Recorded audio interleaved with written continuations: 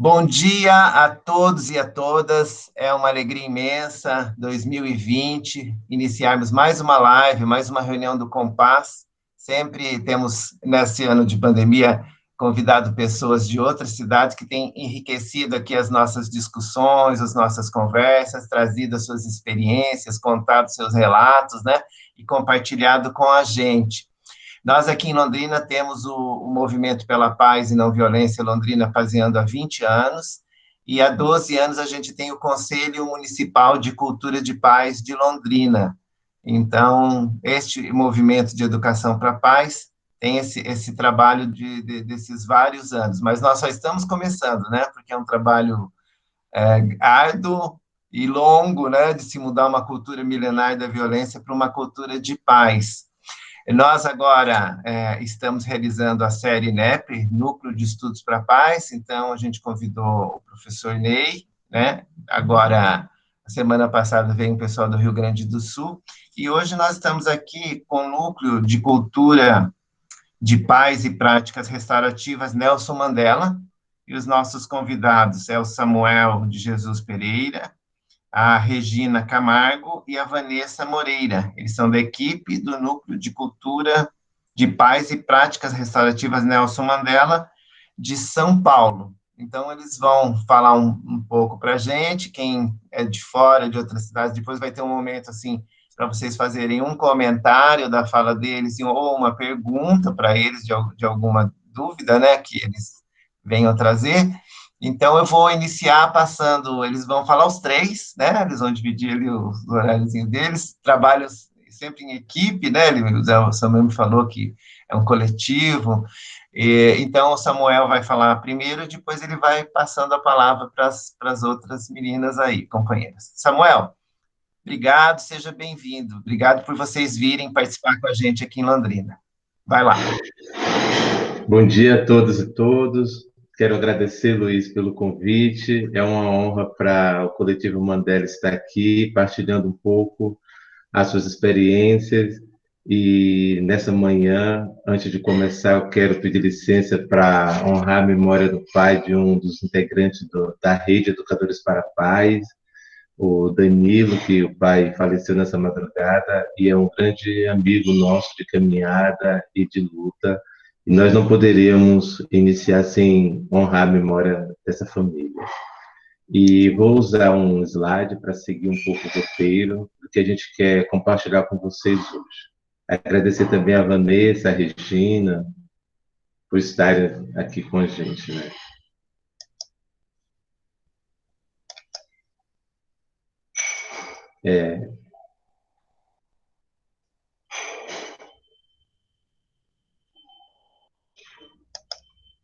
Só um minuto, por favor.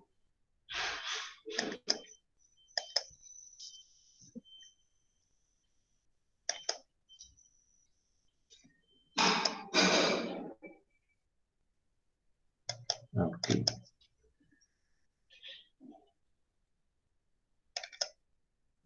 Conseguem visualizar, gente?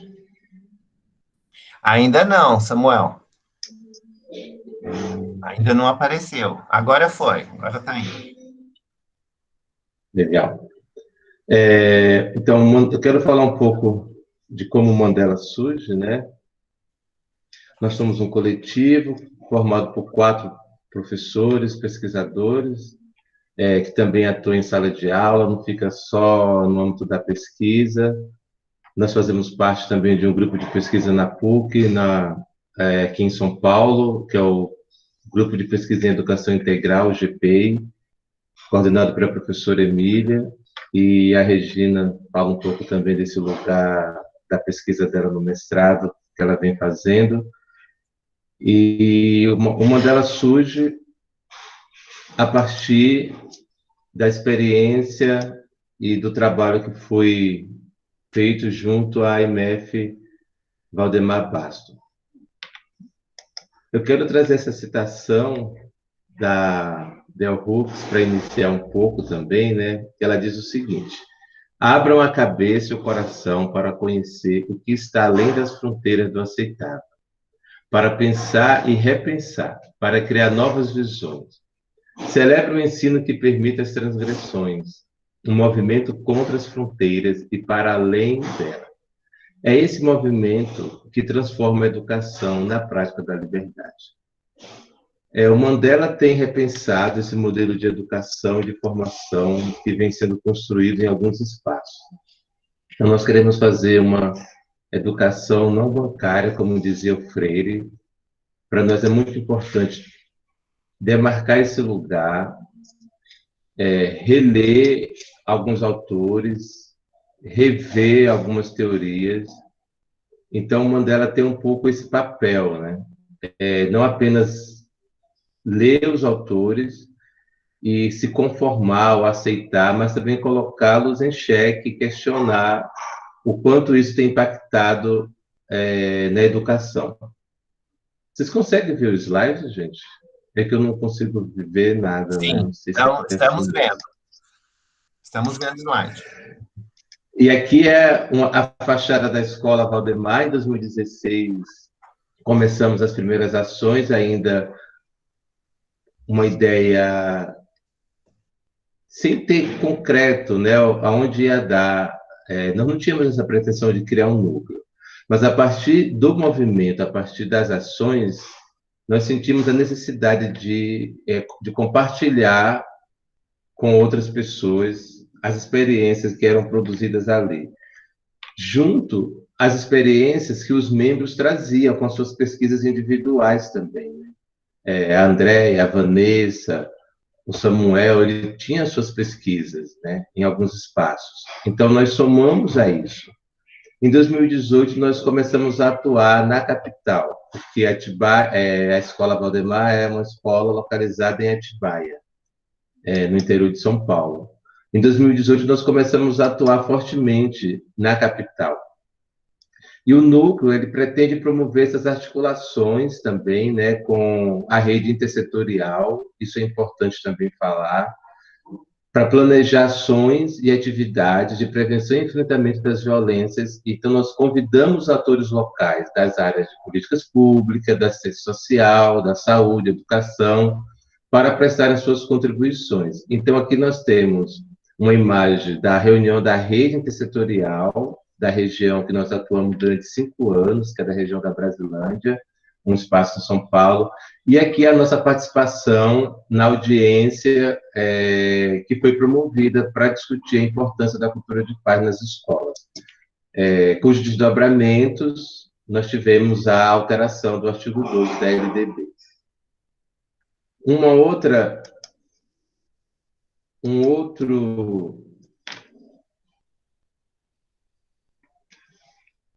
O que gostamos de fazer?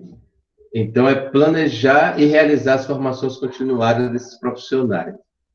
Não apenas da educação formal, né, mas também da educação não formal. Então, congregamos pessoas que vêm da saúde, pessoas da rede socioassistencial, educadores de ONG, de prisão, então, e mediando sempre a partir de alguns eixos. Pedagogia da convivência, interculturalidade, direitos humanos, valores e a justiça restaurativa na educação. Para o Mandela é muito importante demarcar que JR estamos falando, né? A JR ela surge no judiciário, mas a educação se apropria. Então, é importante ressignificarmos um pouco essas leituras, como eu falei anteriormente. Qual olhar para esses conflitos na educação e nos outros espaços? Não dá para judicializar esses conflitos, mas também não dá para ignorá-los, né? Então, isso é importante também falarmos aqui. Promover e apoiar a atividade de fomento à ambiência restaurativa e à cultura de paz. Os espaços, eles querem se tornar espaços restaurativos, então nós podemos apoiar durante esse percurso. É assim que o Valdemar chega, né? O Valdemar, ela quer ser uma escola restaurativa. E aí nós começamos a estudar e a pensar junto com a equipe.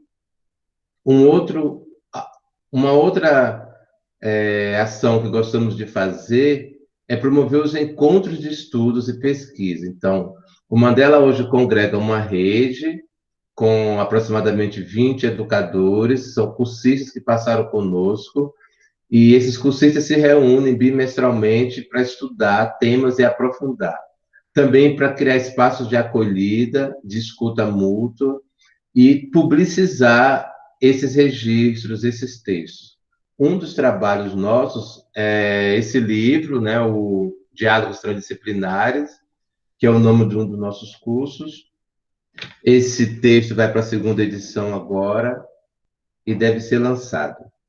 Eu quero destacar um pouco três cursos que ele tem uma importância, né, porque são cursos que, durante todo esse tempo, nós estamos sempre pensando nele, reformulando, que é o Diálogo Transdisciplinário para a Formação de Educadores. Ele já está na sua quarta edição. Ele é feito lá na USP com apoio da APEP, que é a Associação de Professores de Escolas Públicas. Então, a APEP organiza um evento chamado USP Escola, já está na sua 20ª edição, e o Mandela ministra um curso de extensão de 30 horas ou 40 horas. Em 2021, essa edição será remota, né? E nós vamos ministrar um mini curso. Um outro curso do nosso programa é o Cultura de Paz e Práticas Restaurativas em Sala de Aula, construindo espaços seguros de fala e escuta. Há 5 anos estamos debruçados nesse conceito do que é uma sala de aula, um espaço seguro de fala e escuta, e que tem a possibilidade de romper ciclos de violência nesse espaço. Então, estamos investigando, testando, e nós ministramos um curso na Unesp em 2017. Em 2019, nós fizemos uma primeira edição na Faculdade de Educação da USP, junto com a PEP, e agora, em 2020, nós estamos fazendo, com apoio da Palas, com um desdobramento no contexto da pós-pandemia. Então, nós chamamos a construção de espaço seguro de fala e escuta no contexto da pós-pandemia, garantir direitos e fortalecer políticas públicas. Porque nós queremos pensar esse sujeito de uma maneira interseccional, trazendo categorias como raça, gênero, classe, para discutir essas questões, né? Não basta só falar em cultura de paz sem fazer uma análise interseccional. Então, para o Mandela é muito importante fazer também essa observação. Queremos fomentar, né, a reflexão, isso é um dos nossos objetivos quando nós propomos esses encontros formativos, para que as pessoas elas se sensibilizem sobre essas práticas, primeiro para atuar na sua vida profissional. É muito importante que isso faça sentido para você. E depois na vida pessoal. E introduzir esses conceitos, né, de maneira aprofundada, esses conceitos que compõem os elementos que compõem a estrutura da educação para a paz, e após isso, apresentar as possibilidades de como isso se materializa, porque é muito importante você também trazer experiências concretas, porque às vezes fica muito no âmbito do subjetivo, né?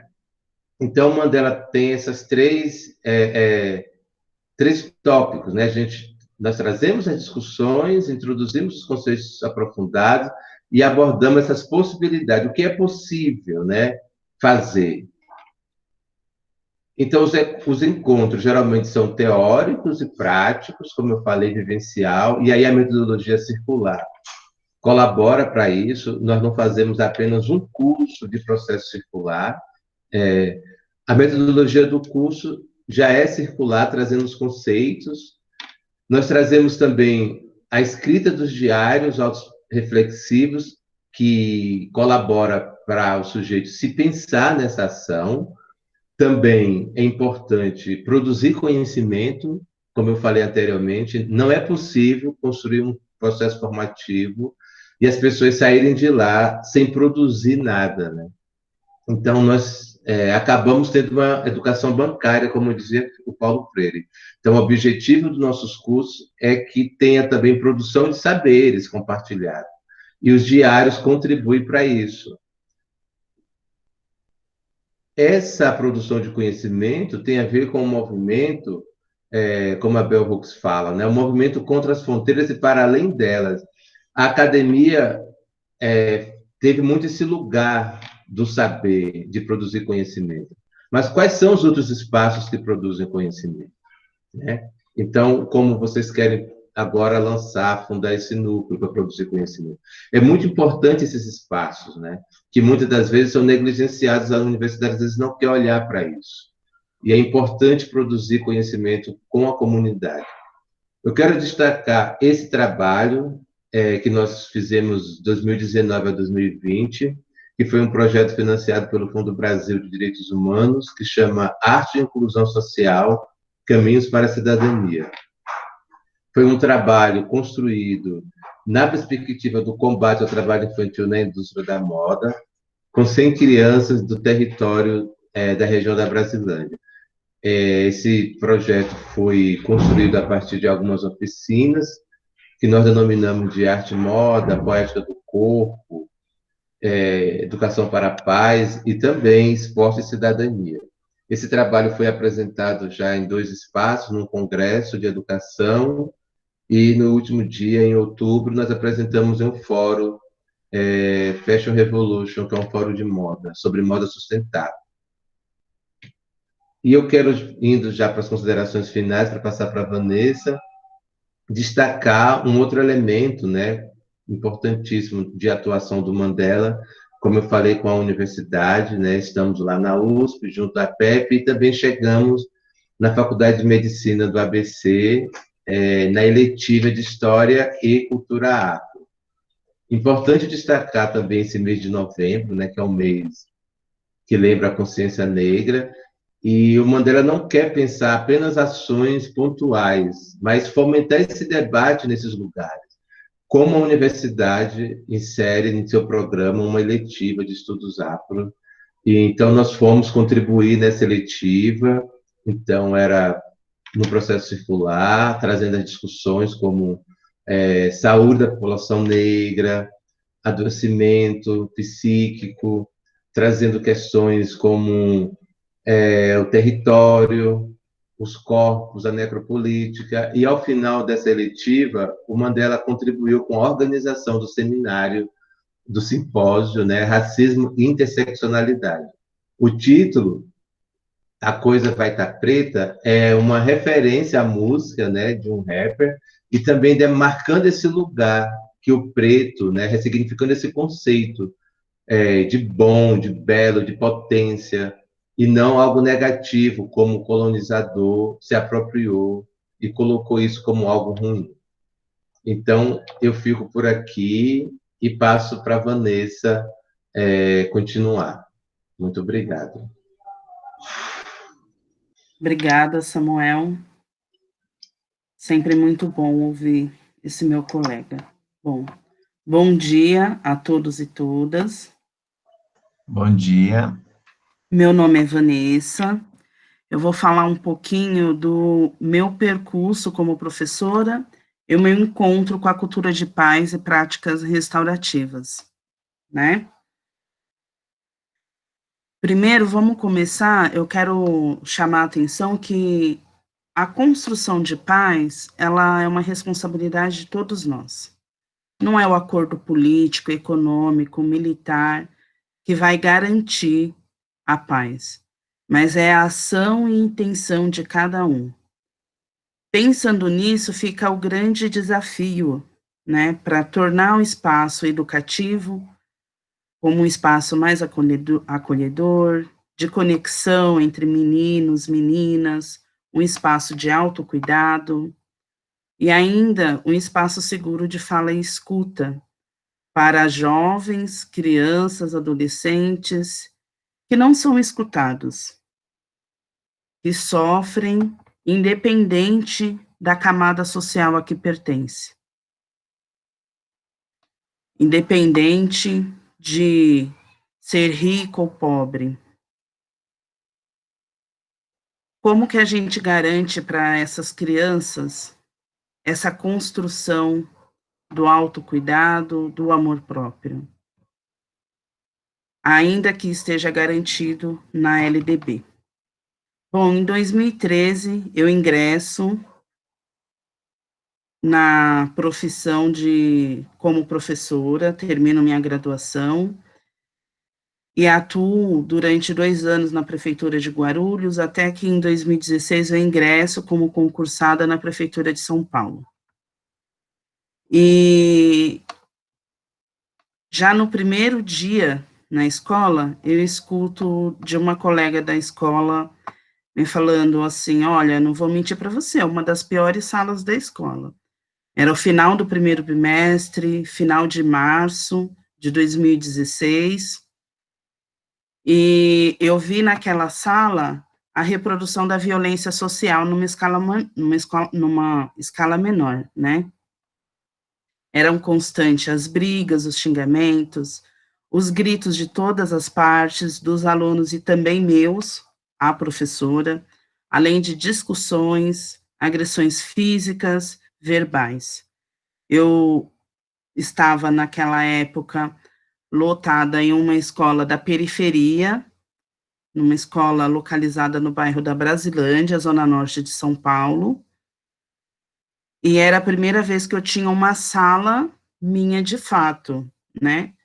Tinha me formado em 2013, mas até então eu atuava mais como substituta, não como a professora titular da sala. E eu reagia da forma que me era mais fácil, né? Gritava com os alunos. Eu lembro de bater muito com o apagador na lousa para pedir silêncio. E eu parava constantemente a aula para resolver conflitos. Mas os comportamentos não eram as únicas dificuldades dessa sala, também tinham as dificuldades de aprendizagem. Tinha muitas crianças, era um 4º ano, mas tinha muitas crianças que no 4º ano não se apropriaram do sistema de escrita, por exemplo, de leitura e escrita, né?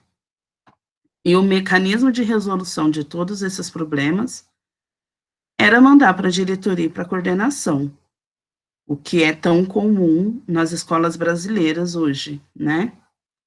E que há quantas e quantas décadas e até mesmo séculos a gente não tem esse mesmo mecanismo, transferir o problema para outra pessoa resolver. No fim do dia, como eu estava? Exausta, esgotada. Eu chegava em casa, eu tinha um filho que na época tinha 5 anos, e eu pedia para ele não me incomodar. Eu sentia fortes dores de cabeça e ficava deitada muito tempo, esperando melhorar para conseguir fazer alguma coisa, né? Mas aquela situação precisava mudar. Eu comecei a conversar com os colegas e buscar uma alternativa, o que eu poderia fazer. Até que então me encontrei com as práticas de cultura de paz e justiça restaurativa, né? E comecei com a ajuda do Samuel, eu conheci o Samuel nessa escola, comecei com a ajuda do Samuel a usar essas práticas com os meus alunos. Começamos os círculos, eu lembro que o primeiro círculo, as crianças choraram bastante, elas foram recebidas com a sala montada em círculo, com uma música, fizemos um relaxamento, e as crianças não estavam acostumadas a parar. Elas não escutavam e elas não ouviam. E foi um choque muito grande para elas e a emoção veio à tona. Precisamos de ajuda de mais 2 professoras que foram nos ajudar, 2 grandes parceiras, e começamos a quinzenalmente exercer as práticas circulares com essa turma. Construímos valores, em alguns momentos foi necessário trabalhar o significado do que é um valor e como que esse valor pode contribuir para a nossa vida individual e vida em grupo. E nós iniciamos esse trabalho mais ou menos no final de julho, e no final do ano eu tenho a alegria de dizer que a minha sala não era mais a pior sala da escola, que eles aprenderam a resolver seus conflitos, que nós aprendemos juntos. E o que foi que mudou? Mudou a turma? As crianças não mudaram.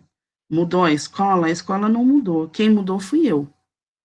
eu, como pessoa, tive uma grande e feliz mudança e pude partilhar isso com as crianças.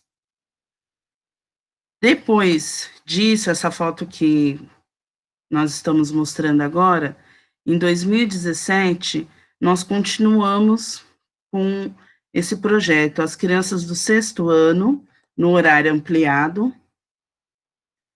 Nós apresentamos a proposta na escola de propiciar conversas e construção de valores e práticas circulares com os alunos do 6º ano. Esse projeto foi chamado Saberes e Experiências, né? Nossas práticas foram inspiradas na Escola de Perdão, uma cartilha do CEDEP de São Paulo, do CEDEP do Campo Limpo, e além das práticas de círculo e cultura de paz, nós também fizemos visitas culturais e produções culturais, propiciando reflexões e conversas com esses alunos a partir de suas próprias demandas, na busca daquela educação de que fala Paulo Freire, a educação libertadora.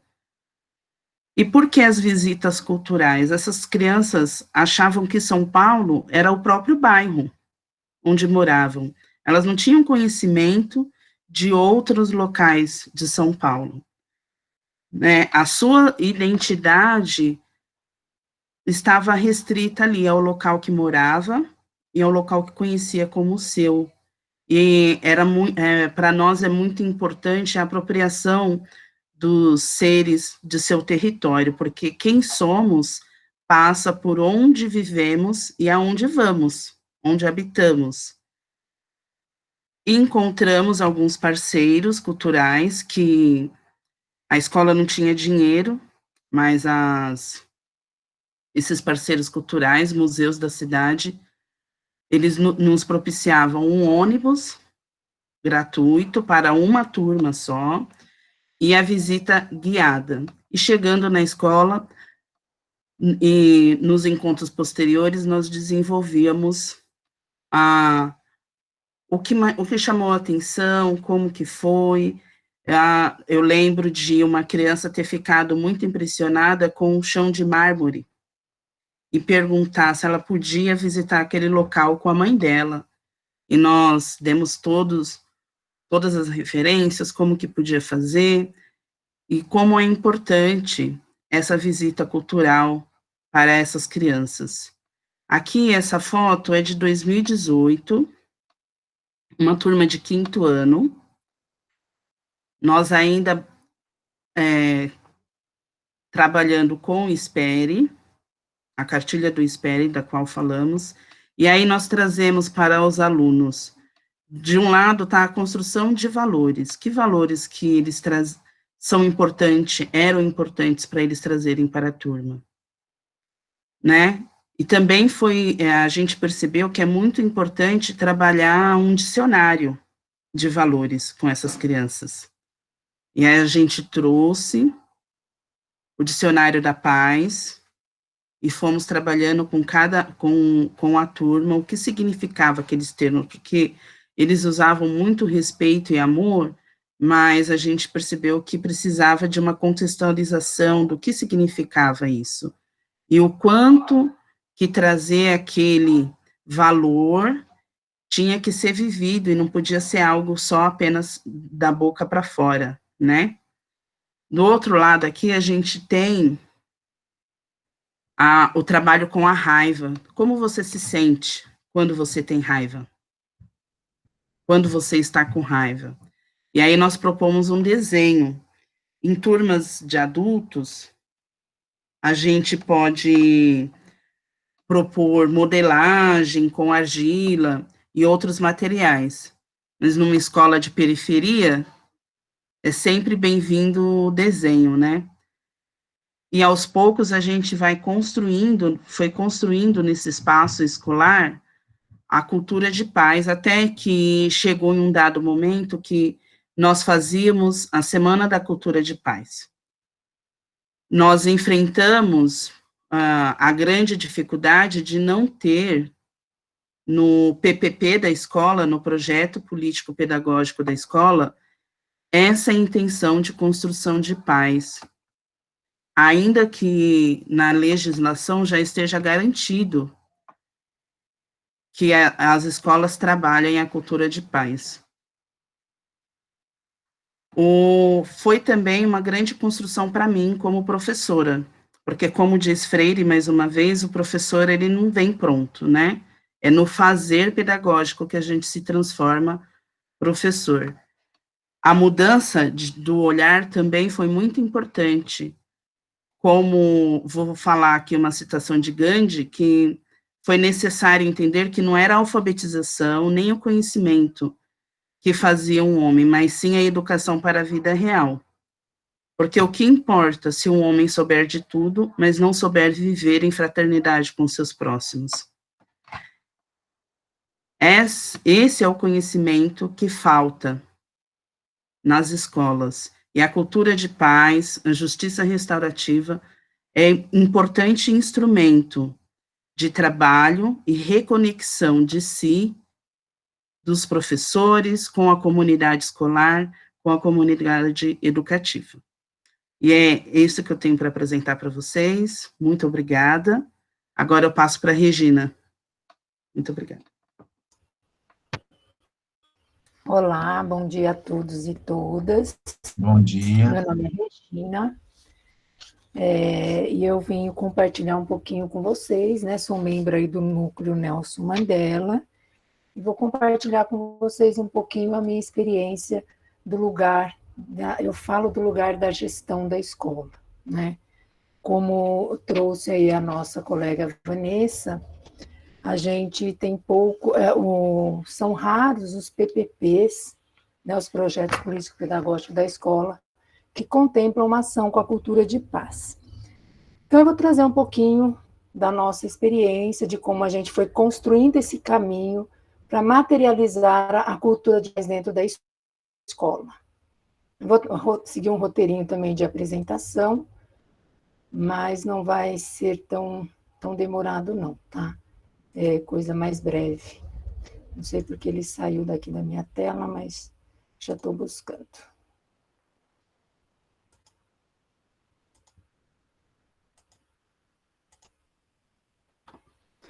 Bom, então a escola onde eu atuo como gestora, já estou lá há 20 anos, né? É a escola Professor Valdemar, é uma escola de ensino fundamental 1, em Atibaia, São Paulo. Aqui eu trouxe uma imagem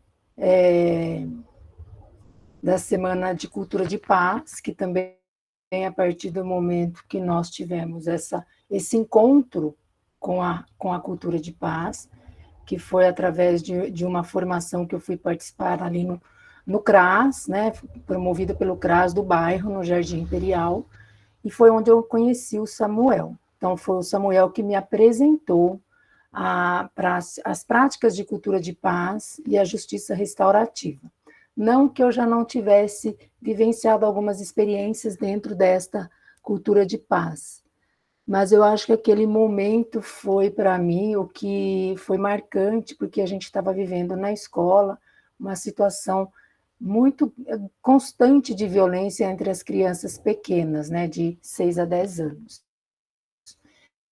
Então, muita atenção àquela experiência que ele estava trazendo, estava compartilhando com a gente naquele momento.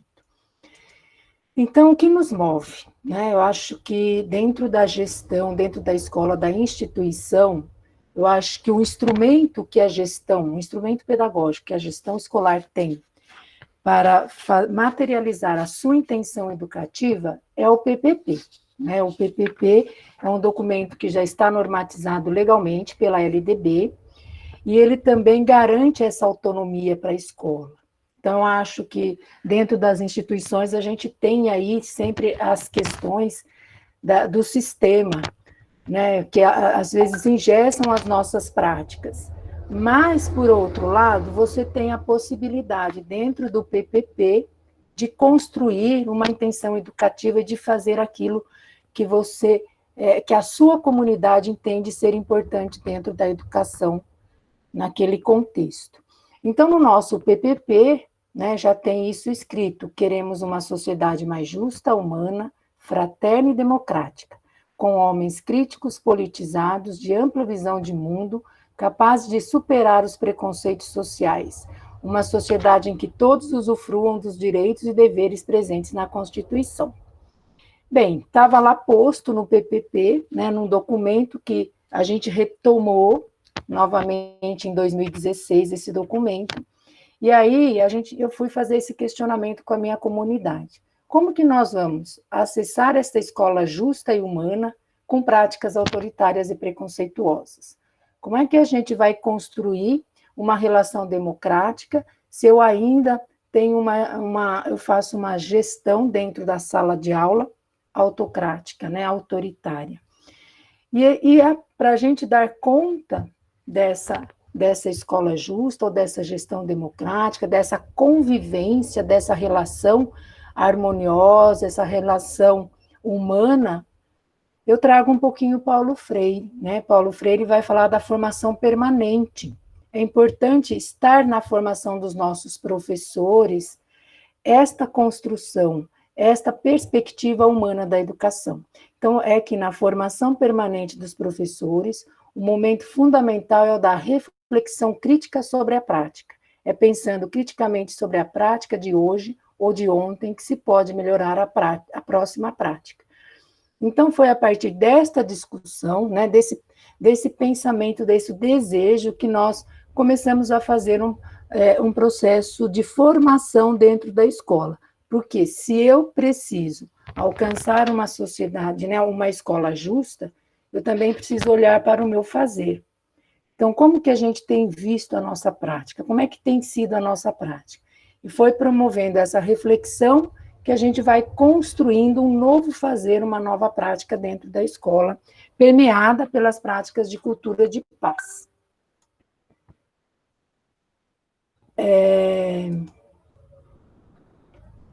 Aqui nós trazemos também, né, um pouco que estava contemplado no PPP da escola, que foi discutido também com a comunidade, né? O aluno, a escola que temos, a escola que queremos, que alunos queremos formar. E a partir disso, a gente vai olhar um pouquinho para a nossa prática. Paulo Freire já diz, né, que nós não nascemos prontos, nós estamos em constante formação.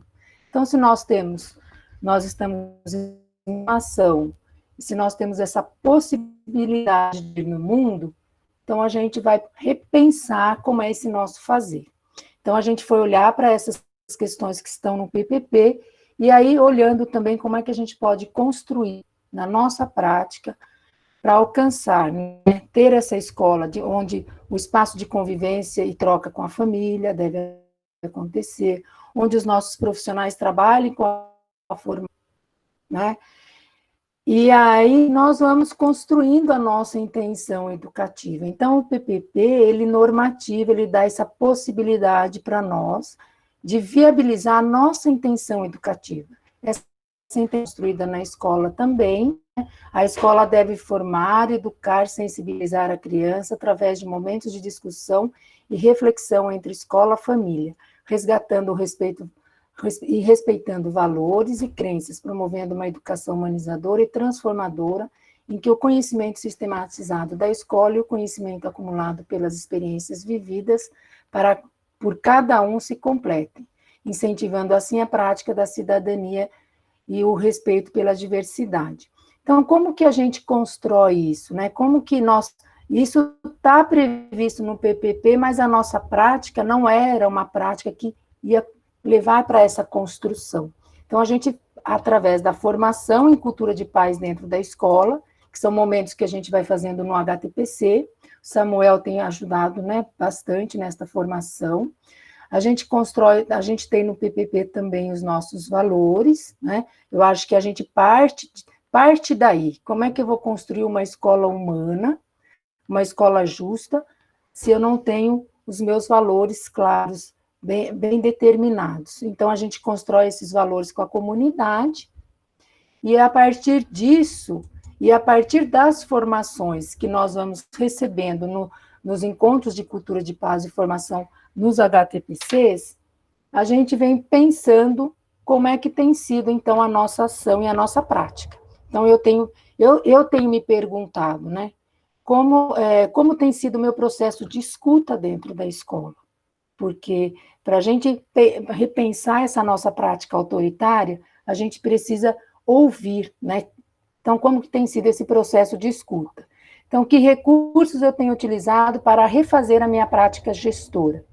E aí a gente vai se apropriando de toda essa biografia, né, que o Nelson Mandela traz e que o Samuel também foi trazendo no contexto da formação dentro da escola, que é essa leitura da realidade, a pedagogia da convivência, a comunicação não violência e a justiça restaurativa na educação.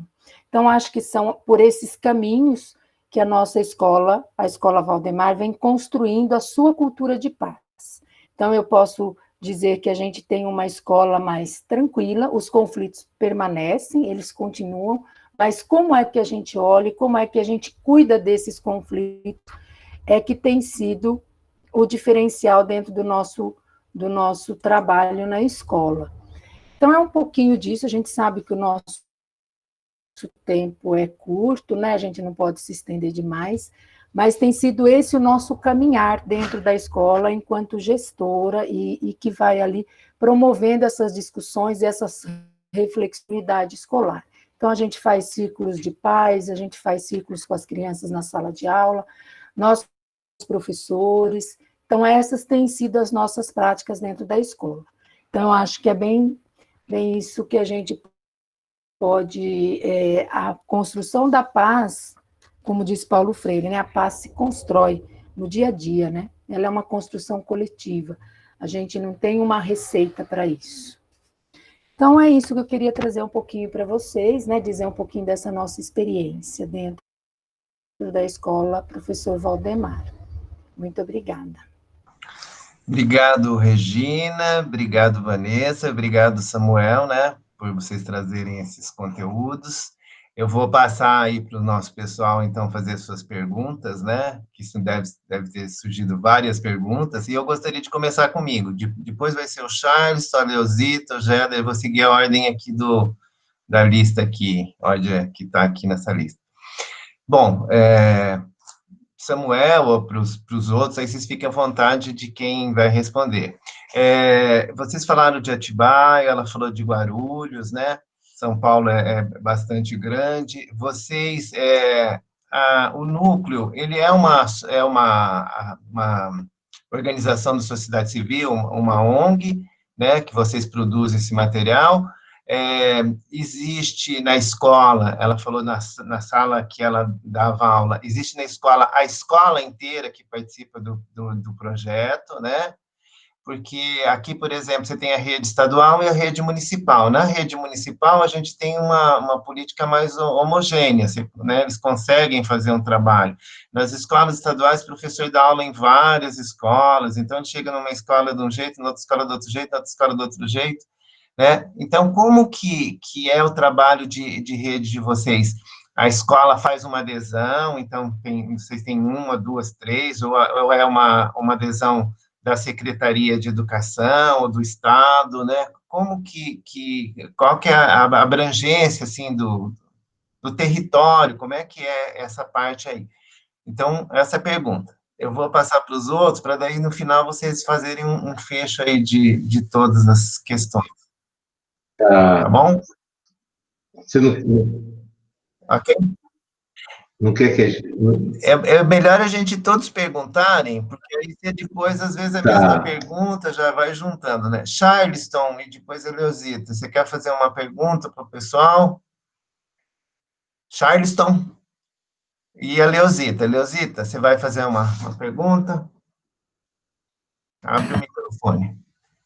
Na verdade, assim, a pergunta é como que eles conseguiram fazer isso, porque, eu volto a repetir, que há mais de 30 anos atrás, eu já fazia ciclo, como eu dava aula de educação artística e música, eu tinha muito poucas, era uma aula por semana, ou duas, eu tinha 40 e tantas turmas. Então, como a professora falou, algumas são muito boas e outras são terríveis.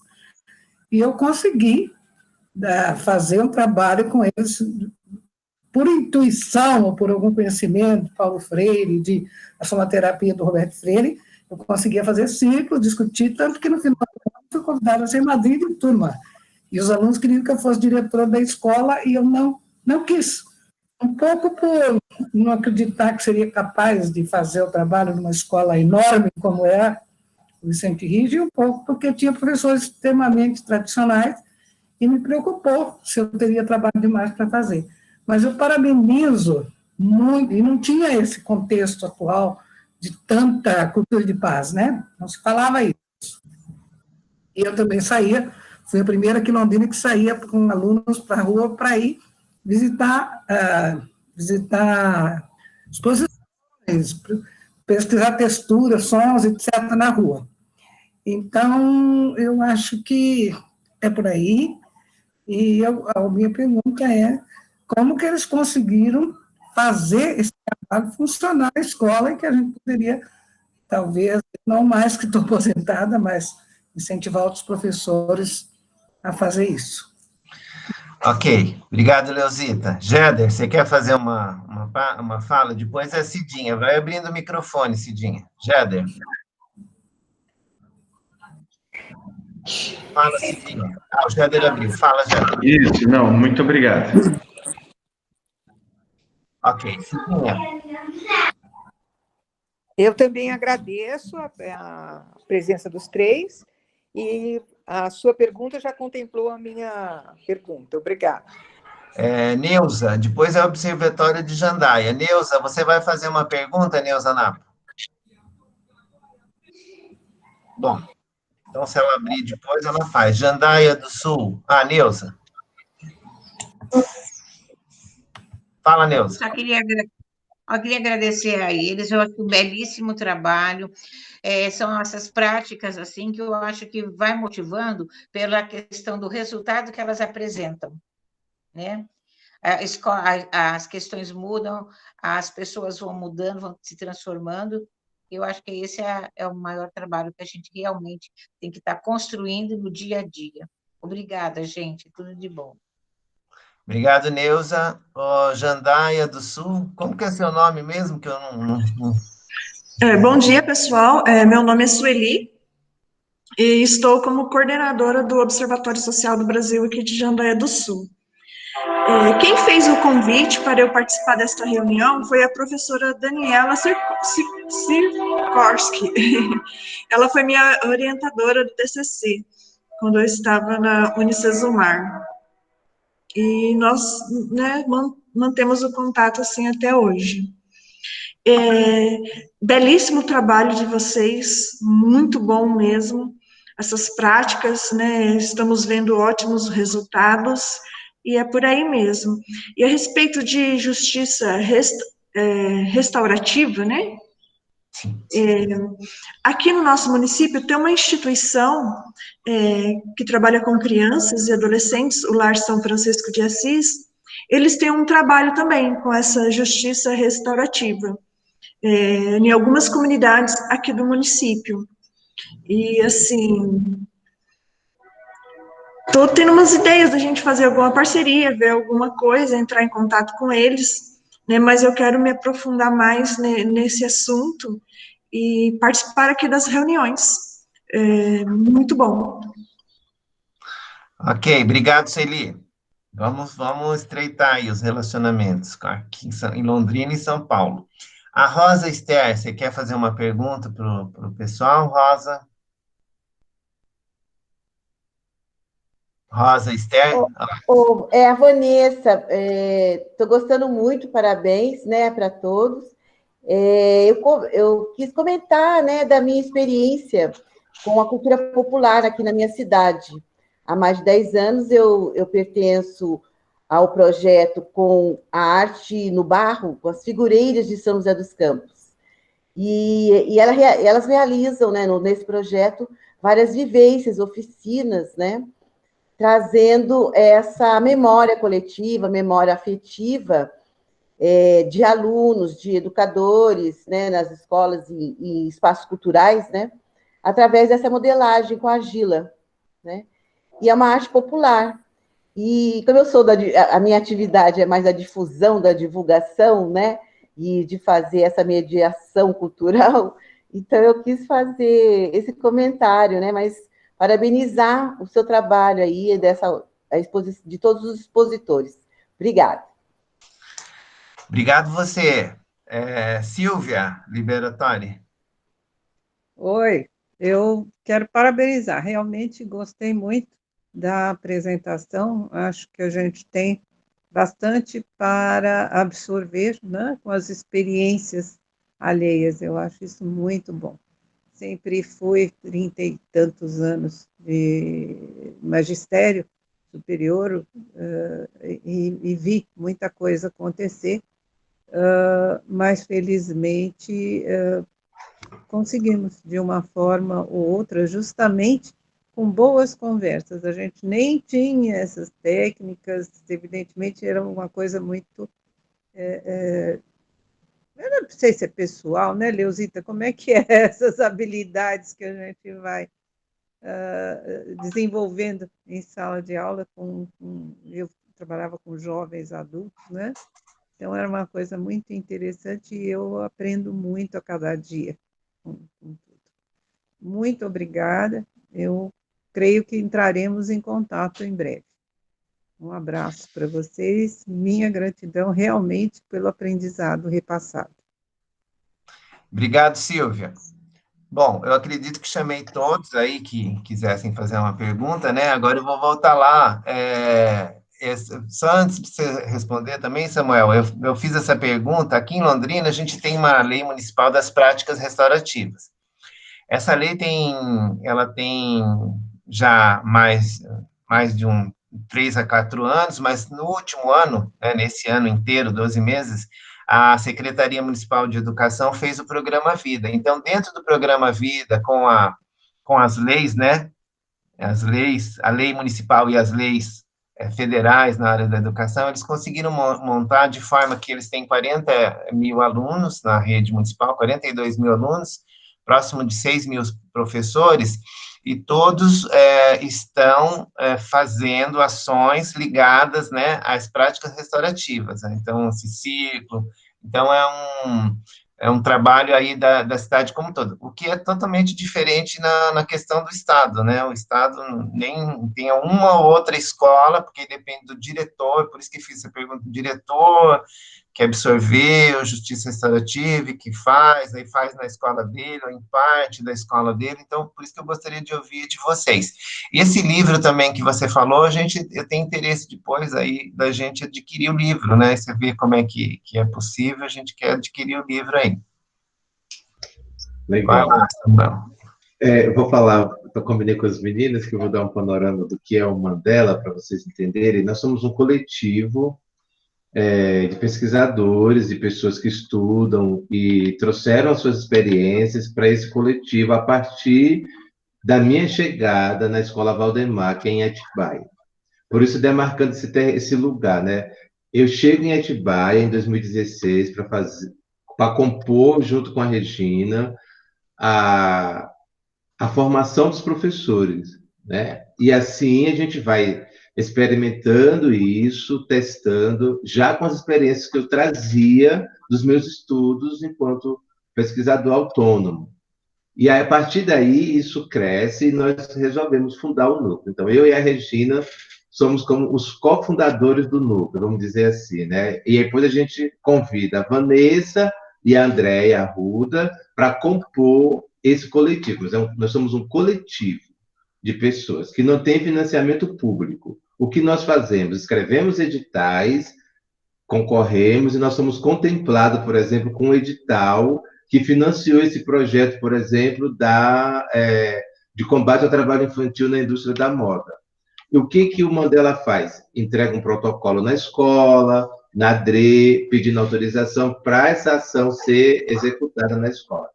Mas, para além disso, nós também dialogamos com a equipe de professores, Então, fizemos uma formação com os professores, para eles entenderem essas práticas. Então, nós vamos construindo isso. Enquanto a nossa aproximação com a universidade, a USP convidou a gente para fazer uma mediação, uma discussão com os alunos do PIBID. Então, o Mandela chega na USP junto à PEP para fazer essa discussão e depois oferece um curso de extensão. Então, sempre nesses lugares, sempre fazendo essa articulação. Uma outra coisa também, o Mandela tem esse rol de cursos, né, que vocês viram. O diálogo transdisciplinar, que, como produção, nós lançamos esse livro, como desdobramento dessas reflexões. Então, o Mandela tem um rol de cursos que ele apresenta para esses espaços que queiram promover para o seu grupo. Então, a Palas fez essa parceria conosco e ofertamos esse curso que começou no sábado passado. Então, a Palas financiou e nós abrimos as inscrições, as pessoas não pagaram, porque a Palas financiou via Mandela. Então, essa parceria que o Mandela faz com esses espaços, porque nós vivemos, esse é o nosso trabalho, né? Produzir conhecimento e compartilhar. Algumas escolas, também desse lugar enquanto professor, né? Eu sou também professor da escola pública. Acho que eu não falei sobre isso, então tenho o meu lugar enquanto professor, pesquisador, que opta em ficar na educação básica. Então, hoje eu estou na educação básica. Passamos uma época na graduação, assim como a Andréa Arruda, mas eu estou na educação básica. Esse ano eu tenho uma turma de 4º ano da educação básica. Durante 5 anos eu fiquei com 5º anos. Enquanto professor, nós pesquisamos a ideia da sala de aula como espaço seguro de fala e escuta. E a sala de aula terapêutica, ciência e clínica, que são os desdobramentos dessas investigações, que são esses cursos que nós falamos aí. Então, o nosso trabalho se dá também enquanto professor que está em sala de aula, que vai ver, na hora do parquinho, o conflito surgir. Então, não é só um pesquisador que está lá na universidade escrevendo, sentado, não. A gente está também na ação prática. Então, também demarcando esses lugares. Então, enquanto professores, o diretor, a gente chega até o diretor e apresenta um trabalho e propõe uma parceria, né? A Rede Municipal de São Paulo tem uma resolução que está criando as comissões de mediação de conflito. Então, algumas escolas, isso já acontece, o Mandela foi chamado para falar em algum desses espaços, falar com esses professores, fizemos algumas formações, mas ainda é muito incipiente essa parceria, né? A gente não tem uma parceria formal com a rede, até porque a legislação, o Estatuto do Servidor não permite que um servidor preste serviço para a prefeitura, né? O Estatuto do Servidor Municipal. Então, quando a gente faz alguma palestra, alguma fala que a Andréa me convida, é sempre nesse lugar de compartilhar saberes, nossas experiências com sala de aula. Então, esse lugar, não sei se consegue entender um pouco isso. Então, o Mandela tem esse rol, né? Faz parceria com a comunidade, então nós temos também a Casa de Cultura Hip Hop, do Jaçanã, que é um território que nós atuamos aqui na região norte de São Paulo, e durante 5 anos atuamos intensivamente na região da Brasilândia, na escola que nós éramos professores, eu e a Vanessa, né? Então, nós ficamos lá durante... Então, nós fizemos uma parceria com a escola, oferecemos cursos de formação para os professores, e algumas salas experienciavam esse modelo. Não todas as salas. Nessa escola, nós fizemos a Semana da Cultura de Paz durante 3 anos. Era uma semana intensa, com atividades de resgate à cultura popular, cine direitos humanos, discussões nos horários coletivos, mas eram encontros muito pontuais. A escola não colocou no seu PPP. Por isso, a experiência do Mandela, que nasce em Atibaia com a Regina, trazer ela hoje para a gente faz muito sentido para entender o papel da gestão e o papel e o lugar do PPP nessa construção, porque tem sustentabilidade. Mesmo a gente tendo a LDB garantindo, ainda tem escolas que não querem construir esse trabalho. Até mesmo falam que são restaurativos, que é democrática, mas é até o ponto 1. na hora do ponto 2, não é. Então, eu quero passar para a Regina também e a Vanessa, que elas falam um pouco mais dessa experiência também da Regina, como a gente chega, então acho que é legal um pouco mais. Obrigado. Deu para entender, Luiz? Sim, está ficando mais claro, né? E aí, só mais uma coisa também, como a senhora perguntou, como nós conseguimos fazer isso, né?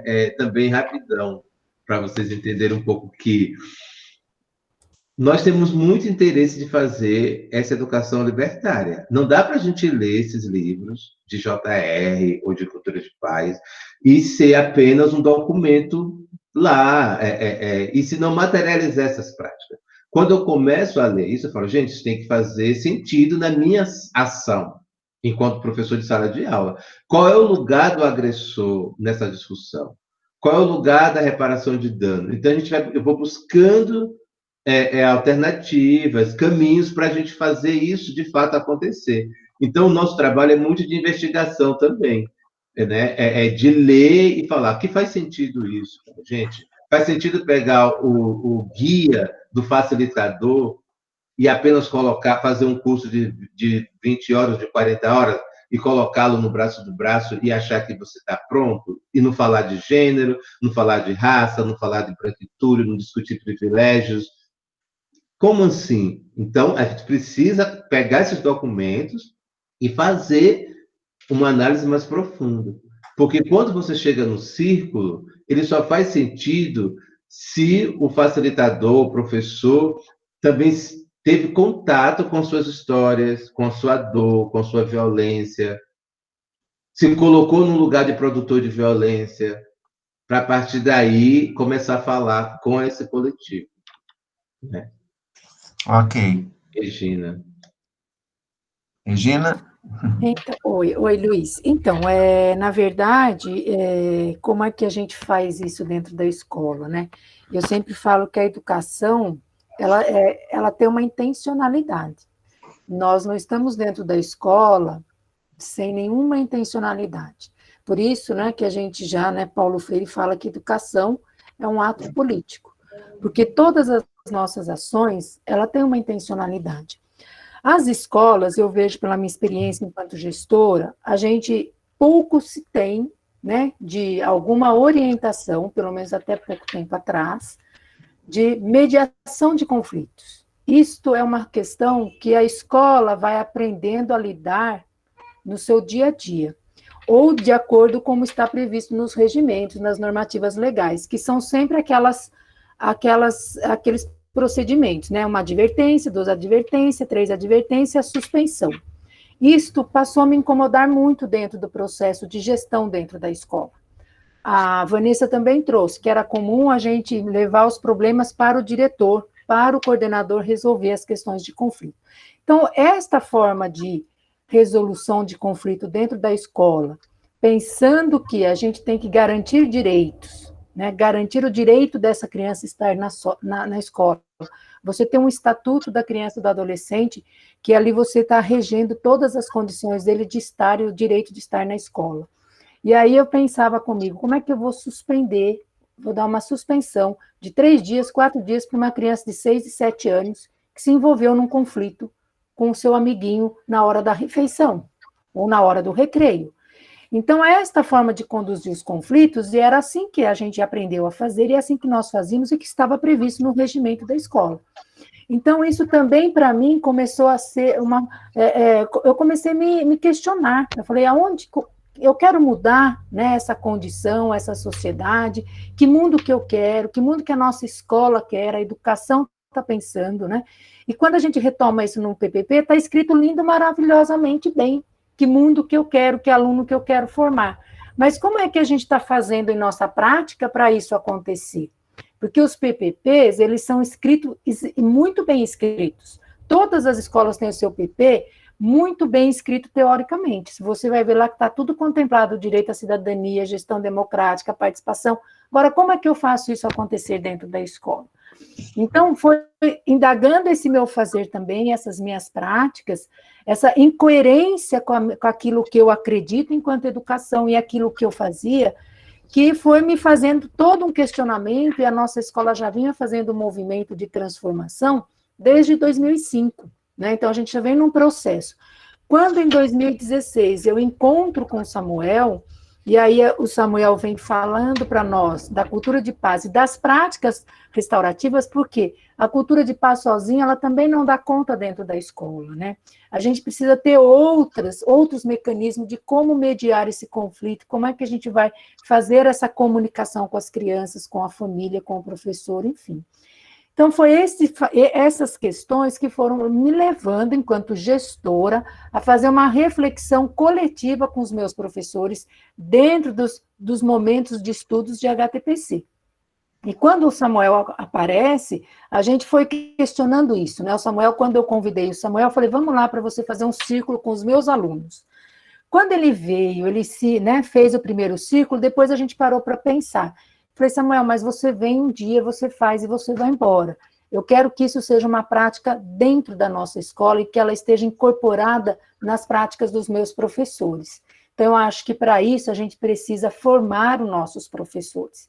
E aí, dentro dos HTPCs, a gente foi promovendo essa formação. Então, à medida que você faz essa formação, que o Samuel vem com essas discussões da violência, como eu sou violento, como é que isso está dentro da escola, como é que a gente lida com as questões, com os conflitos, o nosso professor também vai fazendo uma reflexão, né? Vai se olhando dentro desse processo. Então, eu tenho um discurso, mas eu tenho uma prática incoerente. Então, como é que eu vou tornar essa minha prática coerente com aquilo que eu acredito? Então, é através dessas formações que a gente vem fazendo isso dentro da escola. Dizer que está no município todo é diferente do Luiz, que trouxe aí que Londrina tem uma lei municipal em práticas restaurativas, diferente de São Paulo, que já tem uma resolução da Secretaria de Educação. Em Atibaia, nós não temos. Todas as vezes que a gente se dispôs a fazer essa discussão no sistema aqui, nós não fomos recebidos. Samuel está aí comigo, a gente já tentou esses diversos caminhos. Mas nem por isso nós desistimos de fazer aquilo que nós acreditamos. Então, hoje eu tenho dentro da escola, e isso a gente foi sistematizando em ações. Então, a reunião de pais, que era recebida os pais um atrás do outro para sentar na sala de aula, a gente já foi instituindo o círculo. Então, vamos receber os nossos pais em círculo para conversar com as nossas crianças, sobre as nossas crianças.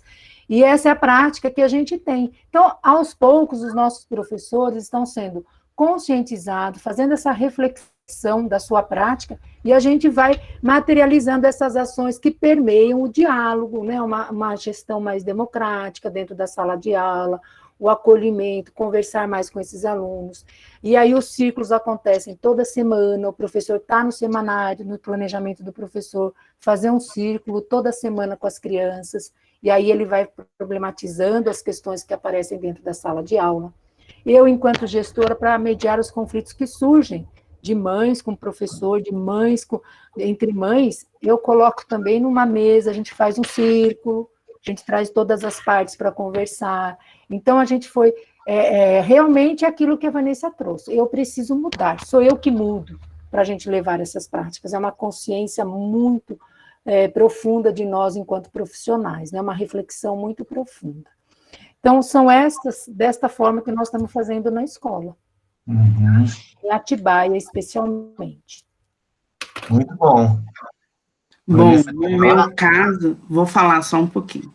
No meu caso, lá na escola a que eu estava naquele momento, era um trabalho pontual.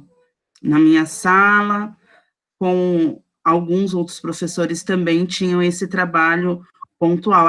Daí a importância do projeto político-pedagógico da escola e da direção da escola assumir essa responsabilidade, assumir essa garantia do que está exposto em lei, né? Porque já tem a lei federal, a prefeitura, a rede municipal de São Paulo já tem algumas ações nesse sentido, mas os professores e gestores ainda não se apropriaram dessa prática. Ainda sendo pontualmente, a gente tem percebido que estamos conseguindo disseminar entre os nossos pares essas novas formas de adotar a disciplina escolar, né, na busca de propor um aluno, um alunado que possa cultivar relacionamentos saudáveis, na reparação de danos e transformação de conflitos, e criando ambientes de aprendizado justos e equitativos, baseados no respeito, na dignidade e no cuidado mútuo. Aos poucos, a gente vai ganhando parceiros e parceiras e vamos disseminando essa semente. Que ótimo. Não, eu fiz essa pergunta porque nós estamos aqui numa troca, né, numa troca de informações e de aprendizado. Nós aqui em Londrina, como nós estamos há 20 anos é muito tempo, né? Vocês concordam que... Então, lá atrás, assim, que há uns 15 anos atrás, a gente fez muitos cursos de educação para pais. E aí, professores fizeram e tomaram essa consciência, né, que o Marcelo, que a Regina, que a Vanessa falou, de vão fazer o que com isso? E aí vão tentar nas suas escolas, né, como você também trouxe aqui, na sua sala e tal. Mas enquanto você não consegue fazer na rede, você tá fazendo a sua sala, né, ou na sua escola, é isso mesmo. E isso inspira outras. Aqui em Londrina não foi diferente. Então, a gente chegar a ter a lei municipal hoje, que também é recente, né? O programa tem 1 ano, a lei tem 4 aqui das práticas restaurativas. Mas aí você consegue transformar no que vocês falaram aí, de uma política pública, assim, então, todos podem ter a oportunidade de fazer. Eu já achei maravilhosa a história de você ser professor, Samuel, e você fazer isso, sem ser de homem, fazer isso é um protagonismo raro, né, também, mas é inspirador também, né, para outras locais, se fazer esse tipo de ação. Então, muitos professores tiveram curso, tiveram conhecimento, tentaram aplicar, fizeram um pouco, depois não conseguiram, porque entra no sistema, né? Tem que dar aula numa escola, na outra, cada um diretor pensa de um jeito, então às vezes fica quase que impossível, mesmo tendo conhecimento, ou eu dou aula, não dou, enfim. Então, o que vocês estão fazendo é maravilhoso, é importantíssimo, né, e com certeza, tanto para o aluno, né, que vocês estão fazendo, quanto para os professores, vai dar frutos, né, e esse time, eu sempre falo assim, a cultura da violência é milenar. Aí a gente fala, agora vamos construir uma cultura de paz, ela está sendo construída, mas ela não é assim, então agora tem a cultura de paz, vamos todo mundo pular. Não dá, porque a gente também tem que mudar, né? A gente também é violento, a gente também tem tudo isso dentro da gente, então a gente não muda a cultura, assim, de uma hora para outra. Então, eu fiz essas perguntas para a gente esclarecer. Uma outra coisa que achei importante no material, no livro, das produção de saberes, né? É do saber também ser produzido não só na academia, isso é importante. A gente fez muitas coisas aqui, quando fez o curso, tem um saber e tal, mas a gente nós, enquanto ONG, Paseando, assim, a gente não fez esse material, escreveu esses saberes, né, e por isso que a gente está agora nesse momento do NEP, de a gente começar, nós mesmos registrar, já que as academias não vieram exatamente registrar, né, vamos registrar nós mesmos aqui as coisas que nós fazemos e trabalhar esse material. Eu passo de novo a vocês, nós temos mais 10 minutos aí, se vocês quiserem complementar mais ainda as coisas, por favor. Samuel, a Regina. Eu quero aproveitar esse link seu dos saberes, Marcelo, porque a gente vem de uma produção eurocêntrica, né, que não tem lugar para as subjetividades, e o Mandela valoriza muito as histórias de vidas, por isso a gente trabalha com os diários como dispositivo de subjetivação, até com as crianças, né, nossas crianças, nos nossos encontros que fazemos com elas, recebem um caderno de brochura, um diário, e ele vai escrevendo ali a sua narrativa para dialogar com esses conceitos que nós vamos trazendo. O que ele entende por violência, como a Vanessa falou, traz um dicionário da paz para se apropriar de uma gramática e de fato, entender o que você está falando de responsabilidade, né? O que é responsabilidade? Para não ficar algo, para não soar banal. Então, é muito importante aí ressignificar mesmo alguns conceitos que vêm. Então, esse processo da escrita de si também se permite ouvir as suas histórias, se escutar, né? Porque às vezes é como vai dizer, a criança não consegue nem se escutar. Então, é aquela loucura do tempo, da correria, uma aula atrás da outra. E esse momento de escrita, de autocuidado, de rever, é muito importante.